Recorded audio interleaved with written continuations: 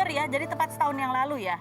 Gitu, begitu lagi kenapa manusia, kita manusianya bisa berencana gitu ya. Nah sekarang ada komentar netizen. Astaga panjang ya. Oke baca komentar netizen, bunyinya adalah nyosor sana sini sih. Astaga dimarahin. Laki mana yang gak malu punya cewek tukang nyosor, apalagi keluarganya. Enggak gitu juga kayaknya. Dilanjut berikutnya. Komentarnya ada paling bentar lagi balikan. Nah ini nih kalau ini dugaan aku nih, paling bentar lagi balikan ya kan. Oke lanjut prank nggak tuh katanya gitu ya. Soalnya kalau di Instagramnya Mas Agus nggak ada apa-apa. Mas Agus masih santai-santai aja posting otomotif gitu ya. Apa Mas Agus tuh nggak punya perasaan atau gimana sih kok nggak posting? Salah.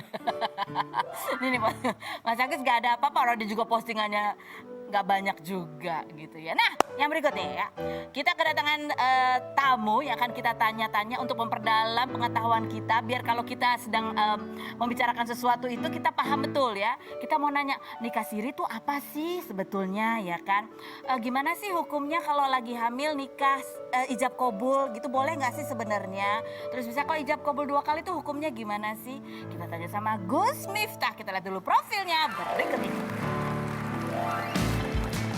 Kiai Haji Miftah Maulana Habibur Rohim atau Gus Miftah, ulama pemimpin pondok pesantren Ora Aji berusia 40 tahun ini merupakan keturunan ke-9 Kiai Ageng Hasan Besari, pendiri pesantren Tegal Sari.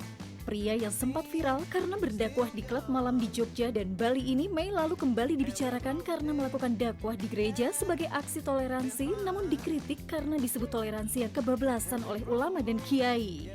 Apa pandangan Gus Miftah sebagai seorang ulama mengenai pro dan kontra pernikahan Lesti Kejora dan Rizky Bilar yang dianggap menyalahi syariat agama?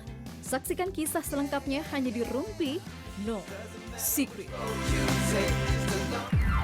Oke, baik sudah bersama Gus Miftah. Assalamualaikum Gus. Waalaikumsalam warahmatullahi wabarakatuh. Gus, kita mau tanya-tanya berdasarkan pertanyaan yang ada di belakang saya ini. Ini pertanyaan untuk memperkaya pengetahuan kita aja. Yang pertama pertanyaannya adalah, salah.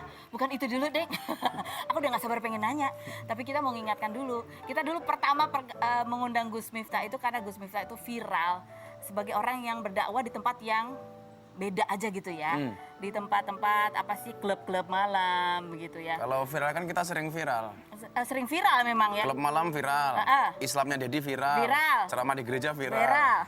Ketemu Feni Rose nggak viral-viral. Lalu ramai. Coba kita lihat dulu ini kompilasi bagaimana Gus Miftah dakwah berikut ini. Oke.